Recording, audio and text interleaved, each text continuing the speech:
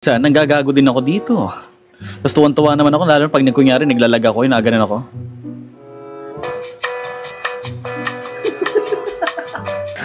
Lalo na pag bullshit yung kausap. May mga bullshit ditong kausap yun. Parang nandito lang para mang-away. Hindi ko lang bakit eh. Pinaka-hurt na sinabi sa akin dito, mukha daw akong Chinese na bakla.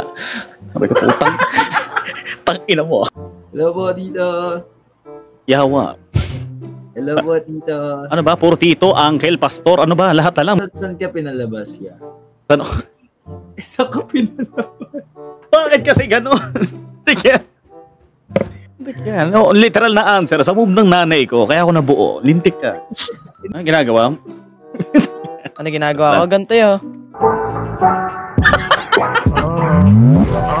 Sabi na eh! May nakasetup na gano'n eh! Parang ang ano sa DZMM, puta parang ang nag-aano sa radyo. Sa DZWB. Kamusta? Okay lang par. Sa Metro Manila par. ang lawak pre ng Metro Manila. Wala ba specific doon pre? Tanginan niyan. Wala ako Pasig talaga Parañaque. Sumas malawak, Luzon.